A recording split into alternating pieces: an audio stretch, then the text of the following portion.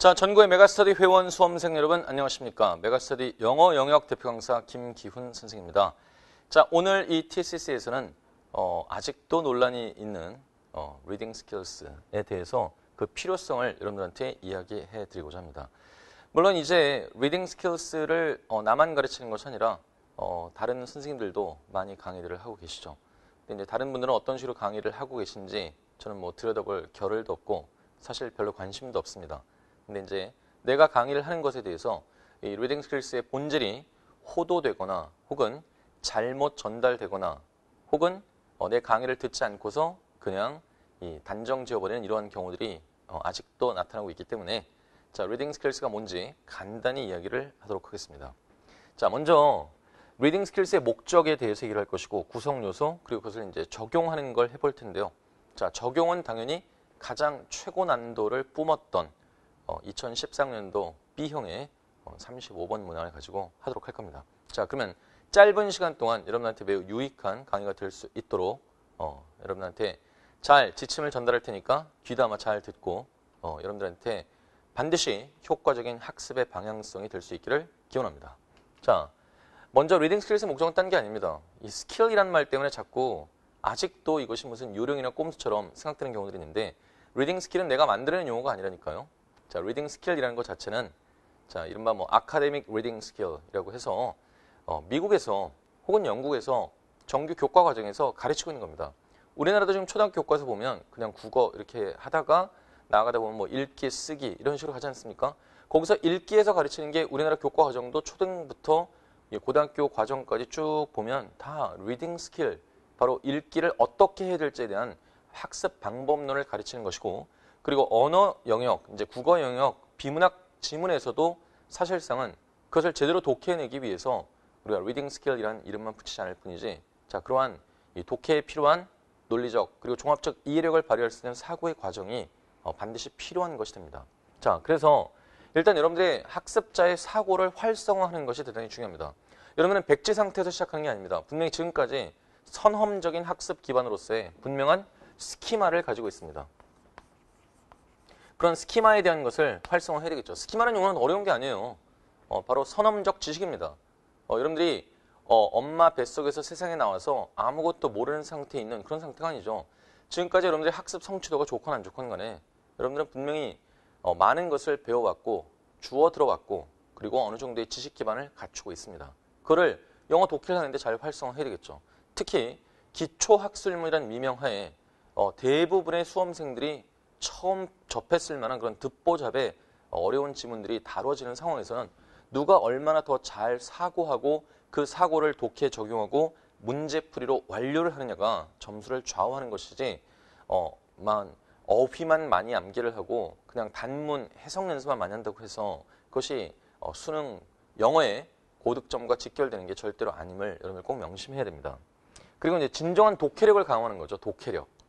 독해력 하면은 뭐 잘 되는 것 같지만 여러분들 독해라는 말 자체를 한번 생각해 보세요. 읽고 이해하는 거죠. 그리고 영어로 말하자면 reading comprehension입니다. 그럼 진정으로 읽고 이해를 하는 독해력, 능력이라는 것은 무엇이 담당할까요? 물론 어휘력이 갖춰지고 있어야 되고 그리고 구문 해석 능력 필요합니다. 그런데 그것만이 아니라고 그랬죠. 방금 얘기를 했지만 거기에서 여러분들이 제대로 이해하고 거기 있는 정보를 필자가 써놓은 그대로 정확하게 잘 여러분들의 선험적 지식 기반을 바탕으로 해서 이해를 한 다음에 그걸 활용할 수 있는 능력. 어떻게 활용하냐고요? 문제풀이에 활용할 수 있는 능력. 그러한 진정한 능력을 종합적으로 길러줘야 됩니다. 그걸 하는 게 바로 리딩 스킬이 하는 것이고 그리고 독해 효율의 극대화인데요. 독해 효율이란 무엇일까요? 일단 효율이라는 건 뭐냐면 빨리 읽을 수 있어야 됩니다. 빨리 읽을 수 있어야 되겠죠. 그리고 정확하게 읽을 수 있어야 됩니다. 그러니까 빨리 읽는데 정확도가 떨어진다. 혹은 정확도 있게 읽는데 속도가 떨어진다. 둘 다 안 되죠. 어떤 일이 벌어질까요? 실제 수능 시험을 보는데 뭐 한 5분, 10분 남았어. 그때 점수는 뭐 60점이에요. 그럼 웃긴 거죠. 전혀 무의미한 속도였고. 자, 그리고 하나하나 꼼꼼하게 정확하게 잘 이해를 했어. 그런데 시험 시간은 5분 남았는데 문제풀이는 37번까지 지금 와 있어요. 나머지 어떻게 할 거야? 무려 8문제를 날려버려야 되는 이런 상황이 돼버리죠. 자, 그러면 둘 다 안 되는 거죠. 그래서 우리는 정확하게 독해를 빨리 하면서 정확하게 할 수 있는 그러한 진정한 효율을 극대화시키는 것이 중요합니다. 이걸 위해서 우리는 리딩 스킬을 하는 겁니다. 알겠죠? 무슨 뭐 한 문장 읽고 뭐 문제를 푼다든가 뭐 이런 거 무슨 말도 안 되는 그런 꼼수를 이야기하겠다는 게 절대로 아니죠. 내가 가르치는 리딩 스킬스는 그때그때의 수능의 경향과 난이도에 따라서 계속해서 진화의 진화를 거듭하고 있습니다. 가령 쉬운 수능이었을 때 굳이 어려운 걸 가르칠 필요가 있었겠습니까? 그리고 어려운 수능인데 쉬운 걸 붙들고 있으면 되겠습니까? 안 되죠. 그러니까 항상 내가 주장하는 바지만 새우를 잡으려면 새우 잡는 촘촘한 그물을 던져야 될 것이고 고래를 잡으려면 고래를 잡기에 이 적절한 포경선을 띄우고 고래를 잡는 데 필요한 그런 장비들을 갖춰야 되겠죠. 자, 그래서 내가 예전에 쉬운 수능이었을 때 쉽게 가르쳤었던 리딩 스킬을 가지고 이게 뭐 지금 수능에 적용되지 않는다 이런 헛소리하면 안 됩니다. 나는 계속 일관된 논리를 바탕으로 해서 수능의 난이도의 변화에 따라서 해마다 강의를 업데이트하면서 그때그때에 맞춰서 필요한 리딩 스킬을 강의해왔습니다. 그리고 절정의 난이도를 뿜었을 때 가장 효과를 발휘했고 계속 그런 효과는 이어가고 있는 거죠. 자, 그러면 이제 어떻게 하느냐. 먼저 지문 전개 방식의 패턴화가 필요합니다. 즉 구조 독해를 할 수 있어야 됩니다. 지문 전개 방식의 패턴화를 통해서 우리는 구조 독해를 해내야 됩니다. 그러니까 구조 독해라는 것은 뭐냐면 독해 지문에 있어서 자 처음부터 끝까지 모든 문장이 다 중요한 거 아닙니다. 처음부터 끝까지 모든 단어가 다 중요한 게 아닙니다. 여러분들이 모르는 단어가 나왔는데 그 모르는 단어가 전부 다 중요한 단어 아닙니다. 중요한 단어가 섞여 있을 수도 있지만 아닐 수도 있습니다. 그래서 그런 걸 잘 선별을 해내야 되겠죠. 지문 독해를 하는 데 있어서도 이 지문 글의 전개 방식에 대해서 패턴화를 시킨다는 것은 가령 이것이 열거되고 있는 건지 아니면 시간순이나 절차순에 따른 전개를 하고 있는 건지 아니면 유사점을 비교하는지 차이점을 대조하는지 원인이나 이유를 제시하고 그것에 대한 타당한 결과를 나타내고 있는 건지 질문을 던지고 답변을 하고 있는 건지 문제 제기를 하고 해결책을 제시하는 건지 사람들이 널리 알고는 있지만 그것이 지금까지 잘못 알려져 있었던 통념이라서 그게 아니라 새롭게 나타난 연구 결과 보고에 따르면 이것이다 하는 이런 식으로 전개를 하던가 하는 이런 식의 다양한 전개 방식의 패턴화를 통해서 정말 중요한 것과 중요하지 않은 것을 짚어낼 수 있게끔 만드는 거죠. 그리고 단락의 3대 속성, 하나의 패러그래프가 갖고 있어야 되는 속성은 하나의 주제에 대해서만 다뤄야 되는 통일성과 그 하나의 주제를 제대로 잘 뒷받침할 수 있는 데 있어서의 논리적 일관성과 그리고 그러한 논리적 일관성이 자 중구난방으로 날아다니는 것이 아니라 정말 앞뒤가 딱딱 맞는 우리가 정말 그림 맞추기 퍼즐 있죠. 직소 퍼즐을 할 때 어때요? 정말 전후 좌우가 다 맞자야만 그 자리에 들어가는 것으로 꽂아 넣을 수 있는 거죠. 자 그런 식으로 이 단락을 구성하는 데 있어서는 응집력이라고 합니다. 그래서 통일성과 일관성과 응집성을 바탕으로 해서 글을 제대로 문장과 문장 간의 관계를 제대로 잘 논리적으로 이해해낼 수 있는 그러한 능력 갖춰야 되는 거고 그리고 무엇보다도 중요한 거 여러분들은 모든 건 다 실전 수능을 향해서 가야 되는 겁니다. 그래서 실전적 상황을 시뮬레이션을 해서 그 상황에서 발휘될 수 있는 사고에 대해서 그 사고의 틀도 유형화해서 단계별로 지문을 접근해 나갈 수 있는 이러한 방법들을 여러분들한테 최고 양질의 기출 지문들과 그에 버금가는 새롭게 창작된 지문을 가지고 훈련을 시킴으로써 결국 이런 세 가지를 통해서 교집합으로 궁극적으로 도달하고자 하는 목표가 바로 정말 중요한 건 유형에 관계없이 여러분들 빈칸 추론한다고 해서 그것이 주제 찾기가 아닌 줄 착각하면 안 되죠. 빈칸 추론을 잘려면 주제와 메인 아이디어에 대한 요지에 대한 파악을 정확하게 됩니다. 왜? 빈칸은 절대 아무데나 만들지 않습니다. 대개의 경우는 반드시 주제문이나 요지문에다 만들고 그렇지 않다고 한다면 주제나 요지가 명확한 지문에서 그것을 뒷받침하는 가장 결정적인 그러한 예시나 상술 부연 부분에서 빈칸을 주기 때문에 주제, 요지 찾는 걸 잘해야 되고 그리고 general과 specific에 대해서 즉 일반적 진술과 세부적 진술에 대한 구별을 잘해야 되겠죠. 역시 당연히 중요한 건 이 general, 일반적 진술이 되는 겁니다. 그러한 일반적 진술에 대해서 뒷받침을 해주는 예시나 상술 부연의 이러한 specific한 그런 문장들은 과감하게 스킵할 수 있어야 되고 자 이러한 주제문을 뒷받침해주는 예시나 상술 부연에 있어서 혹시 모르는 단어가 있거나 해석이 안 되는 문장이 있다고 한다면 과감하게 스킵하고 이해될 수 있는 부분만을 가지고 전체적으로 통밥이 아니라 이해 가능한 부분만 가지고 전체적인 대의를 명확하게 파악해낼 수 있는 이런 연습이 돼야 되는 거죠. 그거를 만들어내는 거고 자 그런 다음에 이거를 이제 어떤 식으로 적용시키느냐가 중요하겠죠. 자 적용시키는 건 간단합니다. 먼저 단락 전체에 대한 조감을 할 수 있게 되는 거고 그러면서 문제 유형별로 해서 여러분들이 스스로 판단을 해서 집중적으로 읽어야 할 것과 빨리 스킵해야 할 것을 선별할 수 있는 안목을 갖춰야 됩니다. 거듭 얘기하지만 영어 텍스트가 됐건 우리말 텍스트가 됐건 중요한 부분과 중요하지 않은 부분은 분명히 다릅니다. 선별해내서 당연히 지문의 전체 이해에 가장 중요한 부분을 집중적으로 읽어내야 되고 별로 중요하지 않은 부분은 과감하게 스킵할 수 있어야 됩니다. 그런 다음에 정말 중요한 것은 뭐냐? 아무리 지문 내용에 대한 핵심을 잘 파악을 했고 그리고 문제의 세부 유형별로 접근을 잘했다 할지라도 그래서 지문에 대한 이해도를 높였다 할지라도 자 중요한 건 그걸로 끝나지 않습니다. 1, 2, 3, 4, 5번 5개의 선지 중에서 정답 하나를 명확하게 골라내야 되고 그리고 오답을 잘 피할 수 있어야 됩니다. 지문의 이해는 됐지만 답을 고르는 과정에서 틀리는 경우가 정말 많습니다. 그리고 대개 정답률이 40% 이하로 떨어지는 경우들은 정답보다 오답이 특정 오답이 더 선택 비율이 높은 경우들이 많이 있습니다. 그러니까 그런 경우도 어떤 경우냐면 지문의 내용이 아예 이해가 안 됐다기보단 지문의 내용은 어느 정도 이해되겠지만 답을 고르는 과정에 있어서 일단 2번이 답이 될 수 있을 것도 같고 5번이 될 수 있을 것 같은데 2번일까 5번일까 고민하다가 매우 매력적인 5번을 정답으로 착각을 했는데 맞춰보면 정답이 2번이었던 이해됩니까?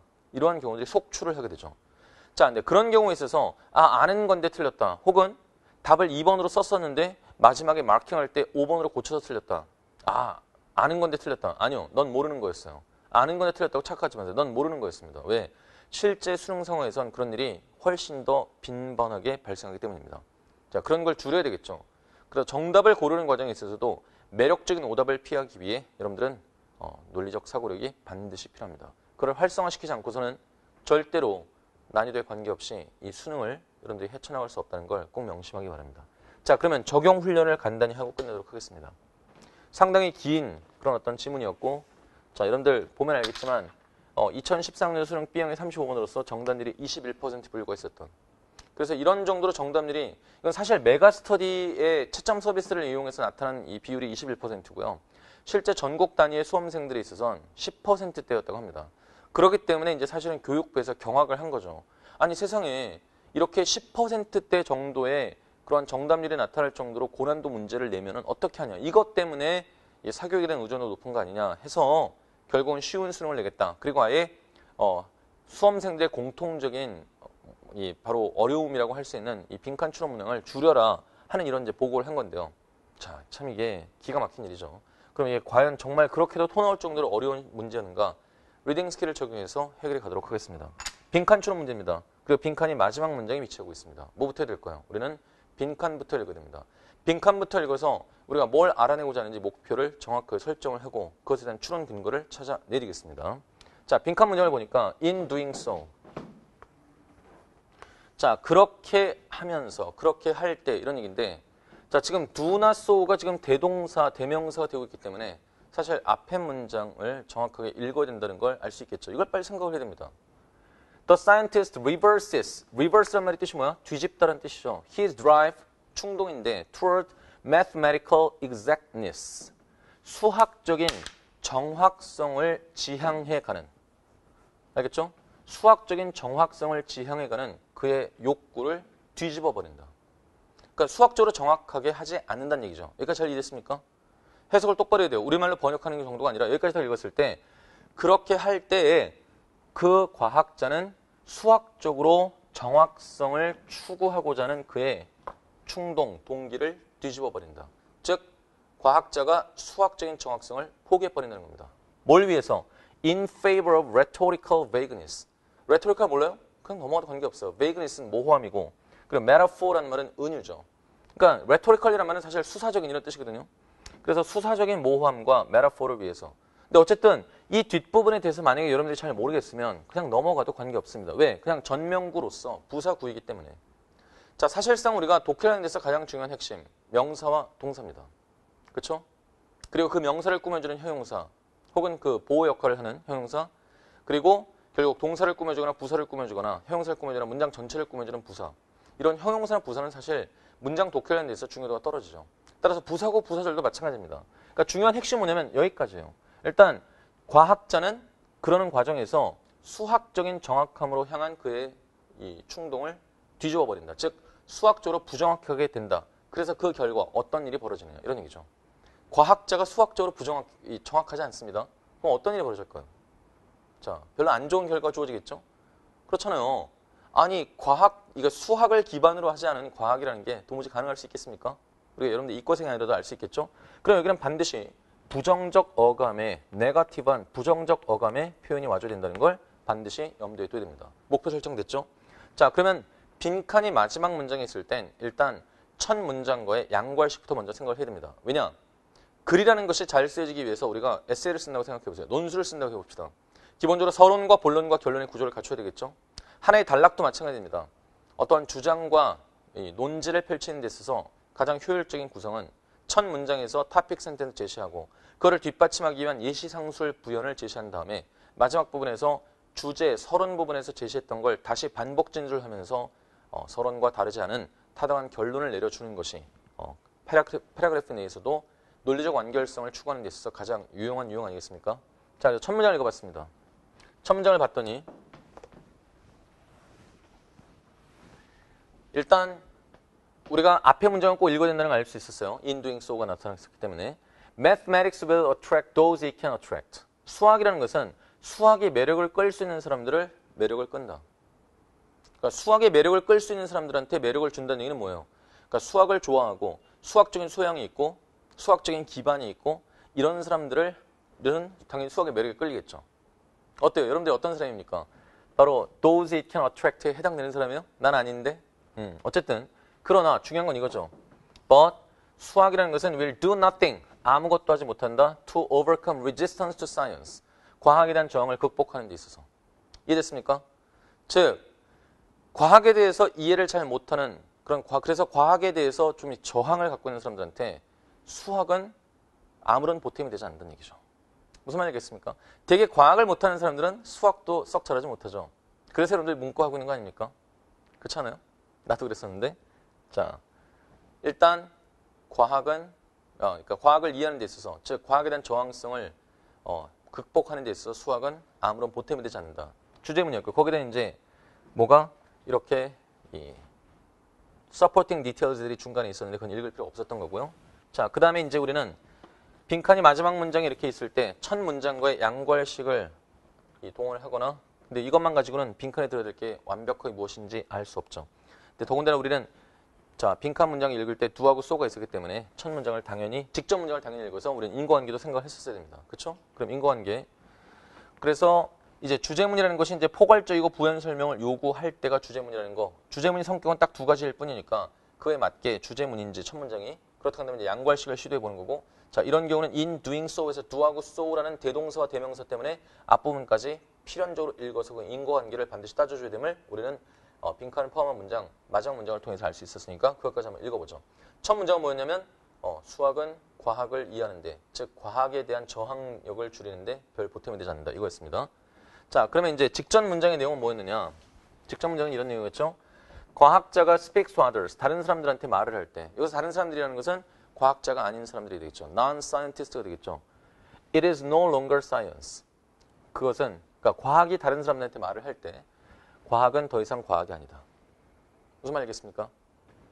그리고 the scientist becomes or has to hire 하는데 이 becomes하고 자 has to hire의 a publicist란 말이 다 공통으로 걸리고 있는 거죠. 그러니까 과학자는 이러한 홍보자가 되거나 아니면 홍보자를 고용해야만 하는데 어떤 사람이에요? who dilute 하게 되면 희석시키다라는 뜻이죠. the exactness of mathematics. 수학적인 정확성을 희석시켜버리는 그러한 홍보자가 되거나 본인이 그러니까 이 수학적인 배경 없이 과학을 쉽게 풀어서 얘기를 하거나 아니면 그렇게 풀어서 이야기를 해줄 사람을 고용해야만 한다. 이렇게 돼버리면 뭐가 돼요? 과학자는 더 이상 과학자가 아닌 게 돼버리는 것이죠. 그러니까 과학을 설명하기 위해서는 수학적 기반이 반드시 필요합니다. 그런데 수학이라는 것이 일반인들이 갖고 있는 과학에 대한 저항성을 극복하는 데 별 도움이 되지 않습니다. 그래서 과학자는 어떻게 되느냐? 과학이 다른 사람들한테 말을 걸게 될 때, 즉 전달이 될 때 그건 더 이상 과학이 되지 않고 과학자는 과학자가 아니라 뭐가 된다? 과학자는 곧 퍼블리시스트가 돼버린다는 얘기예요. 과학자가 퍼블리시스트가 된다는 얘기는 결국 뭐가? 사이언티스트가 되지 못하고 그냥 날라리 홍보자가 돼버린다. 이런 얘기죠. 그러니까 자 이제 결론을 내리는 거죠. 그러면 빈칸 문장에 있어서 이제 thus하고 이어졌습니다. 그러는 과정에 있어서 그는 수학적인 정확성으로 향한 그의 동기를 뒤집어 버리게 되고 그 결과 어떻게 되느냐. degrading his ability to use the scientific language needed for good salesmanship. 자, 좋은 영업을 하는 데 있어서 필요한 과학적인 언어를 사용할 수 있는 그의 능력을 degrade, 저하시킨다. 아니죠. 그렇죠?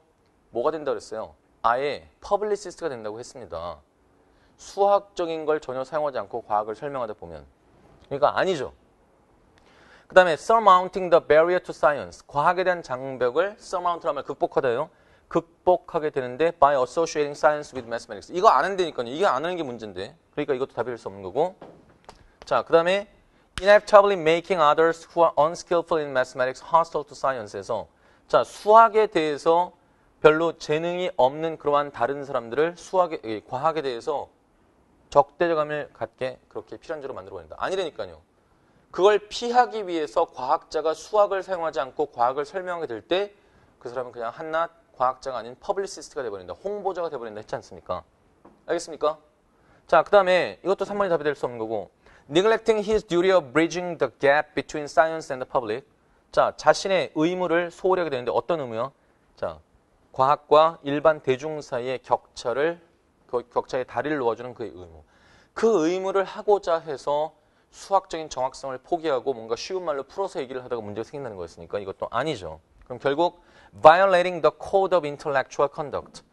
the code란 말이 이제 규약이 될 것이고 지적 행위에 대한 규약. 즉 그를 과학자로서 규정해주는 지적 행위로서의 규약. 그게 뭡니까? 과학자는 당연히 수학적인 걸 사용을 해서 정확하게 자기의 과학적 성과를 전달해야 되는 그런 규약이 있지 않습니까? 그걸 위반하게 돼버리는 것이다.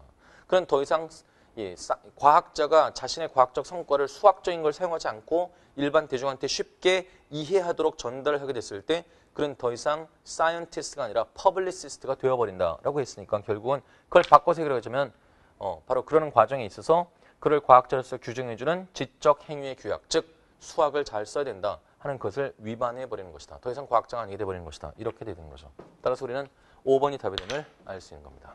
이해됐습니까? 어려워요? 중간 부분을 처음부터 끝까지 줄창 다 읽다 보면 정말 어렵죠. 자, 이 문제가 이렇게 어려웠던 건 뭐냐면 일단 선택지가 길어요. 그리고 무엇보다도 정확하게 빈칸 추론 문제를 해결할 수 있는 그러한 리딩 스킬을 활용을 해서 문제 해결하지 않으면 당연히 미국을 헤맬 수밖에 없었던 겁니다. 자, 이런 것들을 여러분들한테 철저하게 가르치고 드릴을 시켜서 결국 여러분들이 최고 수준의 그러한 독해력을 여러분들의 현재 실력으로부터 끌어올려주기 위한 것이 바로 리딩 스킬입니다. 그런데 이걸 잘하기 위해선 어휘력과 구문 해석 능력이 당연히 뒷받침돼야 됩니다. 알겠죠? 그런데 이제 3월이 됩니다. 어휘력과 구문 해석 능력. 자, 완벽하게 갖추기엔 시간이 없습니다. 병행해야 되겠죠. 그래서 지금까지 여러분들이 학습 성취도가 너무 낮다고 한다면 이런 논리적 사고를 길러줄 수 있는 리딩 스킬과 함께 어휘와 구문에 대한 능력을 철저하게 극대화시켜서 나가야 되겠죠. 나는 리딩 스킬만 가르치지 않습니다. 어휘 끝이라는 교재를 바탕으로 해서 이번에 원샷 어휘 특강을 통해 여러분들의 어휘력을 끌어올려주고 어법 끝 스타트 그리고 구문에 있어서 철문 기본과 핵심과 그리고 철문 완성에 이르기까지 모든 과정에 대한 라인업을 다 갖추고 있습니다. 그런데 그런 것들을 소홀히 한 채 무슨 리딩 스킬이 뭐 핵심적인 묘책이나 되는 것처럼 비법이나 되는 것처럼 달려들면 안 됩니다. 확고한 영어력 자체에 대한 기반을 가지고 거기다 리딩 스킬을 얹어야 되는 거죠. 자, 그러나 그럴 시간이 없기 때문에 이제 신학기가 되는 고3 수험생들은 아직까지 이런 식으로 논리적 사고력을 동원하는 리딩 스킬을 하지 않았다고 한다면 자, 어법 어휘와 함께 아니 어휘 구문과 함께 리딩 스킬을 병행해서 여러분들의 논리적 사고력에 독해력에 날개를 달기 바랍니다. 그래야 여러분들은 성공할 수 있는 거고 끝으로 한마디로 리딩 스킬에 대해서 다시 한번 성격을 규정해 주세요. 뭘까요? 여러분들 머리 장식으로 얹고 다니는 거 아닙니다. 사고하기 위해서 쓰는 거고 영어를 공부하는 데 있어서 그 사고가 발휘돼야 됩니다. 국어가 잘 안 되는 사람들이 있죠. 우리말인데도 불구하고 왜 그럴까요? 사고의 문제입니다. 생각하는 것은 모든 것을 압도합니다. 무슨 말인지 알겠습니까? 여러분들의 머리를 제대로 사고하는 데 쓰면서 지금까지 선험적 학습 기반으로 해서 스키마를 잘 활성화하게 되면 부족한 어휘력과 부족한 구문 해석 능력도 다 압도해서 여러분들이 고득점으로 나아가는 확실한 디딤돌의 역할을 할 수 있다는 겁니다. 잘 알겠습니까? 자, 그러면 이러한 것들이 제대로 활용되는 것이 여러분 아마 3월 모의고사 얼마 안 가서 치르게 될 것이고 그 3월 모의고사 해결을 할 때 여러분한테 명확하게 리딩 스킬을 적용을 해서 문제를 해결하는 것에 정확한 방향성 그런 진한 내가 메가스터디 강의를 해온 12년 동안 늘 똑같이 해왔던 이때 말 다르고 저때 말 다르지 않은 완벽한 일관된 체계를 가지고 역시 아직 치러지지 않았지만 자, 2015학년도 수능을 대비하는 3월 모의고사 그리고 6월, 9월 해결을 하면서 전부 다 자, 이러한 논리적 리딩 스킬을 적용해서 문제를 해결하는 것을 여러분들한테 알려드리도록 하겠습니다. 그리고 그것이 여러분들 실제로 수능에 발휘될 수 있게끔 끌어가도록 하겠습니다. 자, 여기서 마치겠습니다. 감사합니다.